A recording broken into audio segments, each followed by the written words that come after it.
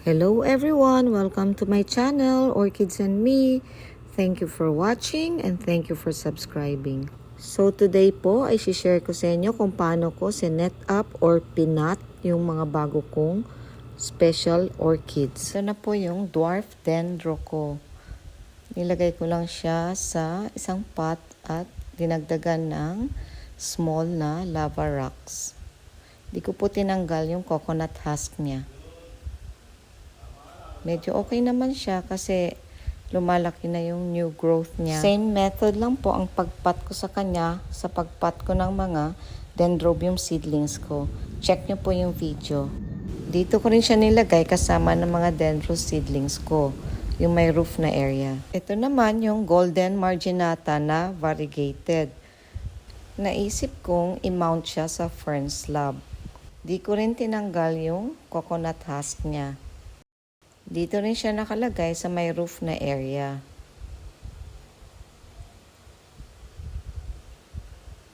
At ito yung Oncidium Royal Robe.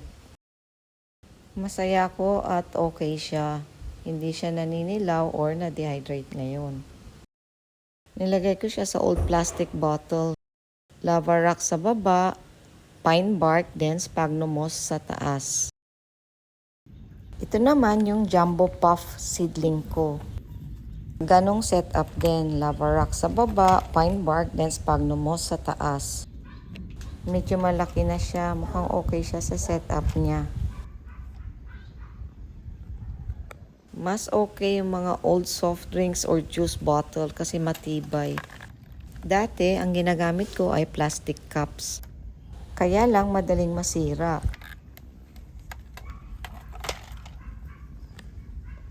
Ito ay Oncidium ionopsis. Minount ko lang siya sa fern slab. Pero mukhang kailangang i-cover ko ng sphagnum moss yung roots area. Okay naman yung mga new leaves niya. Yung old leaves niya may mga bruise or watermarks or fungicide marks. Ito yung Gyrax star randii. Pinatong ko lang siya sa isang vertical or wall hanging pot. Nilagyan ko ng charcoal sa loob ng pot. Okay yung new growth niya. May mga new roots na rin. Dito ko siya nilagay. Ito yung Oncidium bipae. Nakalagay siya sa used milk tea cup. May drainage siya sa side ng cup, mga 1 inch from the bottom. Lava rock hanggang sa drainage, then pine bark na. Mukhang okay naman siya sa setup niya. Mga 1 week na siya dito. I think this is a good setup for orchid seedlings that needs more moisture. Ito yung blooming size na Dendrobium enobi. Medyo nagka-sunburn yung isa niyang leaf, pero in-adjust ko na yung location niya. Sinama ko siya dito sa mga dendrobiums ko. Hindi ko na ginalaw yung coconut husk niya. Nilagay ko lang siya sa pot at dinagdagan ng lava rock. Sa mga next videos ko po, share ko sa inyo ang updates sa mga bago kong orchids at kung paano ko sila inaalagaan. So yun lamang po. Thank you for watching. Like po kayo, comment at subscribe.